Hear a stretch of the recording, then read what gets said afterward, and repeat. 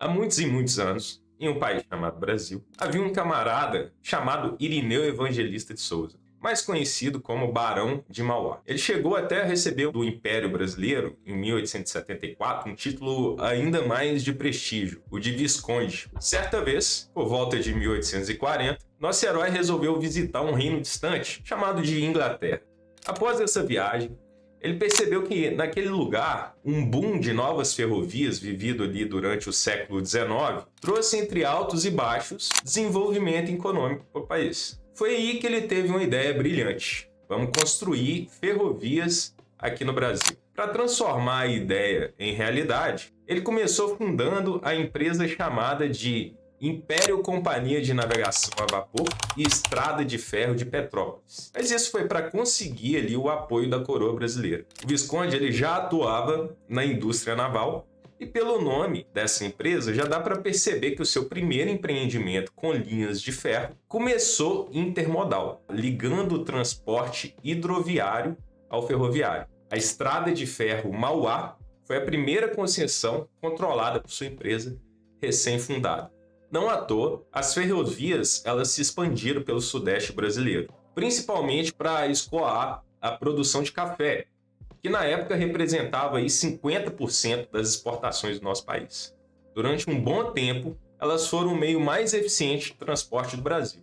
E nesse contexto, a malha ferroviária chegou a quase 30 mil quilômetros de extensão por volta de 1920. Mas aí, o caldo entornou. A crise de 29 gerou um baque na economia americana que acabou repercutindo aqui muito no Brasil.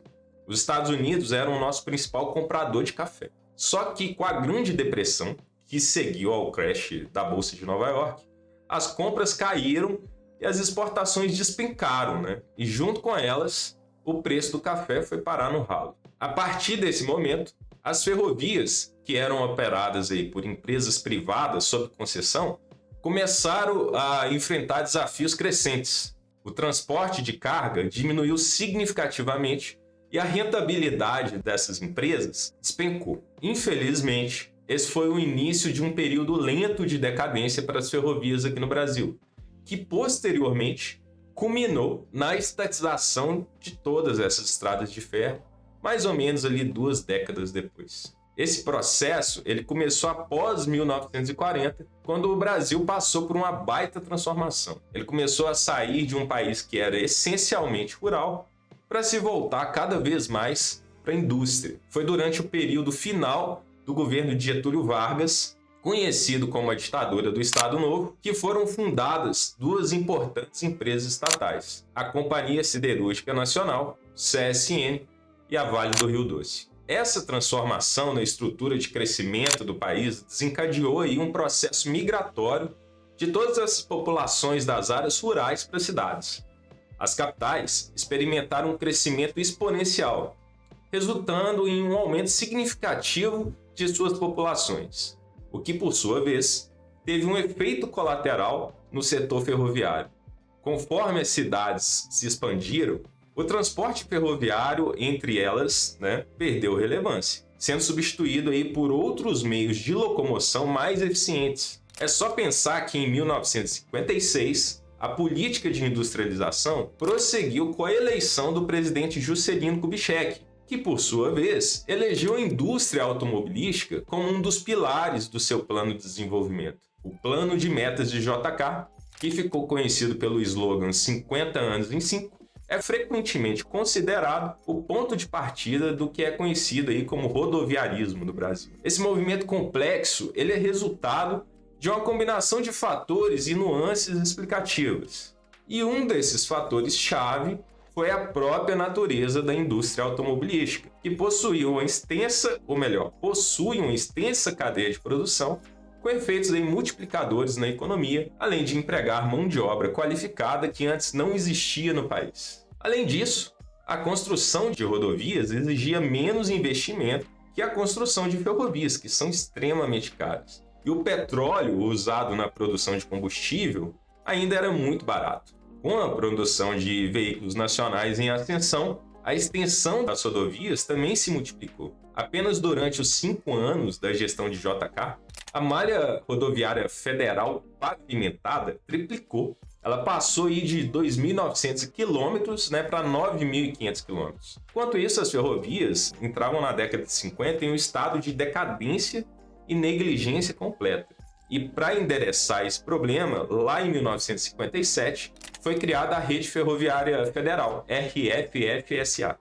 A partir da criação da rede, ocorreu a estatização das ferrovias, com a incorporação de várias companhias ferroviárias que antes eram privadas pela rede ferroviária, que, por sua vez, ficou como sendo a empresa estatal responsável pela administração das ferrovias do país. Mas a coisa não melhorou por causa disso não, tá? Pelo contrário, o plano era desativar os trechos menores e menos rentáveis, o que fez com que o longo inverno de baixo investimento em ferrovias ele continuasse.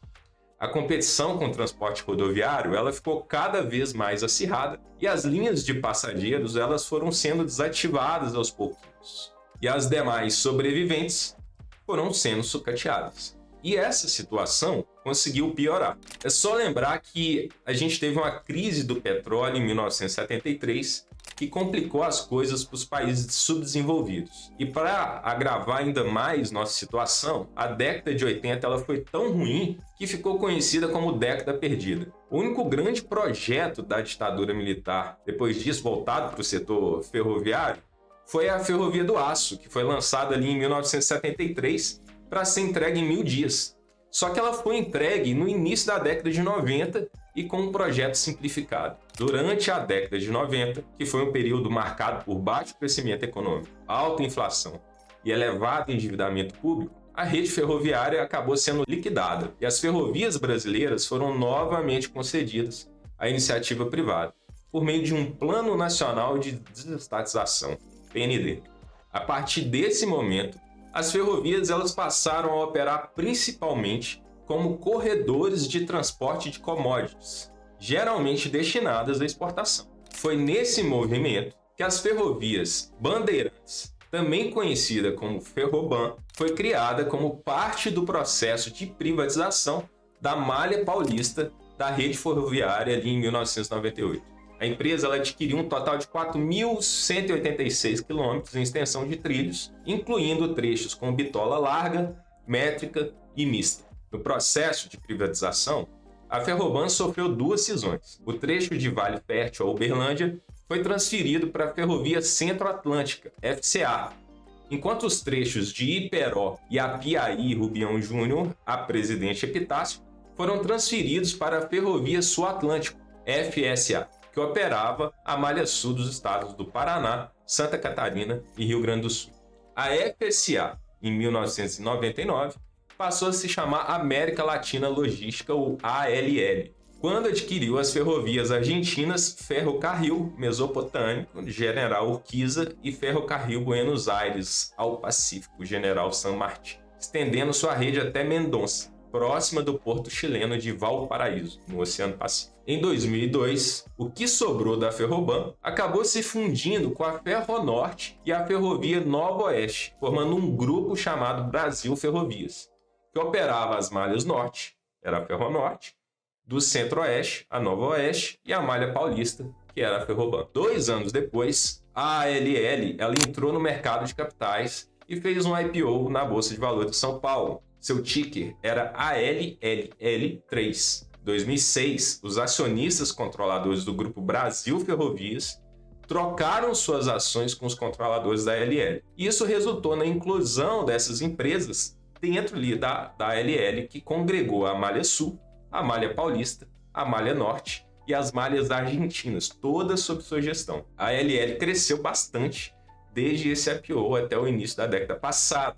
Ela saiu de um lucro líquido de 151 milhões em 2004 para 240 milhões em 2010. Porém, a partir de 2011, a coisa começou a dar errado para a empresa. Em 2013, ela acabou revertendo os lucros para prejuízo. Os volumes transportados caíram, ela foi envolvida em uma investigação sobre um suposto trabalho escravo em terceirizadas, teve que responder por um acidente em São José do Rio Preto, que resultou na morte de 8 pessoas depois do descarrilamento de um trem, e para completar ainda, perdeu a concessão lá na Argentina. Era a tempestade perfeita para a empresa. Mas, como diz o ditado, enquanto uns choram, outros vendem lenços. Ali em 2014, de olho na oportunidade de reestruturar a empresa, a Rumo Logística, que era uma controlada do grupo Cosan, apresentou uma proposta de combinação de negócios para a ALL. Na prática, a Rumo, que tinha valor de mercado menor na época,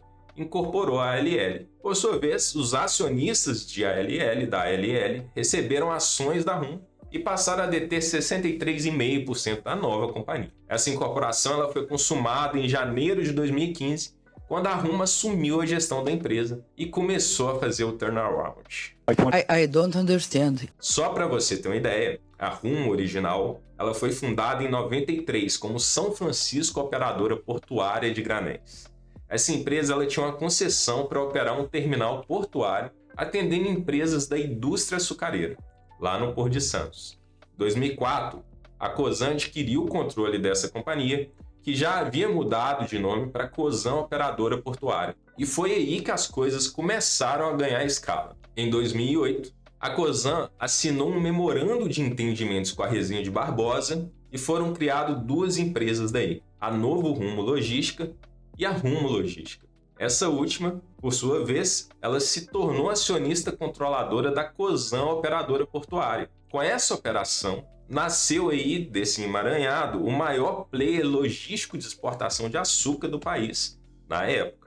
2 anos depois, os fundos TPG Capital e Gávea Investimentos celebraram um acordo de investimento para aumentar o capital da Rumo Logística. E o valor desse acordo foi de 400 milhões de reais. Depois de um novo emaranhado de operações societárias, a Rumo Logística concentrou os negócios da Novo Rumo e da Cosan Portuária. E a estrutura societária ficou de forma que Cosan e os dois fundos detivessem o controle societário da Rumo Logística. O Grupo Cosan é uma das maiores empresas brasileiras de infraestrutura e energia do país. Ela foi fundada em 1936 e ela iniciou suas atividades no setor de açúcar e álcool. Ao longo dos anos, expandiu aí para diversos segmentos. O grupo atua em diversos setores, incluindo energia, logística, lubrificantes, gás natural e infraestrutura. Suas principais empresas são a Raízen, uma das maiores produtoras de açúcar e etanol do mundo e um importante player no setor de distribuição de combustíveis. A Compass, uma das principais distribuidoras de gás natural do Brasil. A Moove, que é uma das maiores fabricantes e distribuidoras de lubrificantes da América Latina. E, claro, a Rumo. É por causa desse pessoal aí, peso pesado, que a Rumo, que na época era uma empresa de nicho, concentrada na operação logística do açúcar, conseguiu levar adiante essa incorporação com a ALL, que era uma empresa bem maior. Daí em frente, a empresa mudou da água para o vinho. A receita líquida cresceu e os custos foram controlados, o que gerou um ganho expressivo de margem bruta. As despesas operacionais caíram de forma brusca e em 2018 a empresa voltou a dar lucro novamente. Isso não acontecia desde 2014. Em 2019 já dava para falar que não havia sobrado resquícios da operação pouco eficiente da ALL. Tanto que a empresa começou a expandir e ganhou uma nova concessão em leilão da Ferrovia Norte-Sul. Em 2022, a Rumo fechou o ano com um faturamento de 9,8 bilhões de reais aproximadamente e 14 mil quilômetros de malha ferroviária sob gestão.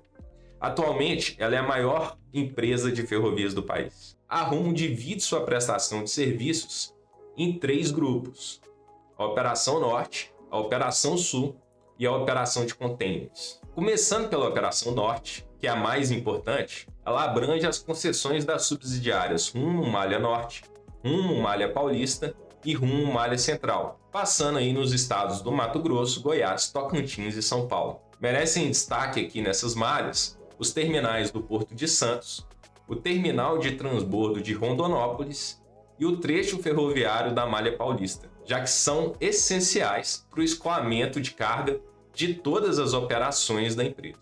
A Operação Sul compreende as concessões das subsidiárias Rumo Malha Oeste e Rumo Malha Sul, que são aí as subsidiárias que atuam na malha ferroviária dos estados do Mato Grosso do Sul, Paraná, Santa Catarina e Rio Grande do Sul.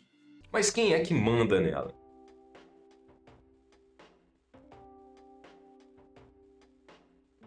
Bom, responder essa pergunta é fácil. Dos sócios com participações relevantes que vieram da antiga ALL, só restou na companhia a Júlia Arduini, com a participação de 3,8% do capital social. Isso quer dizer que a Cosan, que manteve sua participação na casa dos 30% desde a incorporação da ALL, é quem exerce o controle da companhia.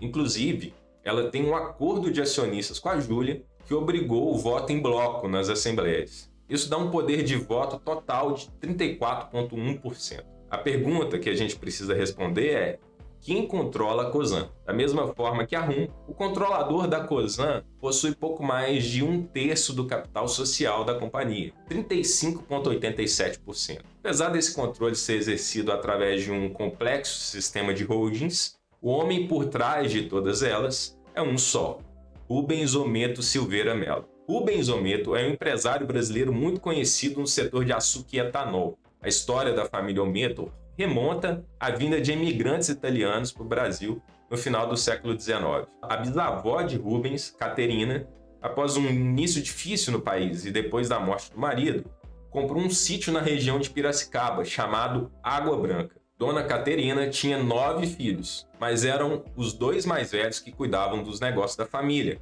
Constante e Pedro.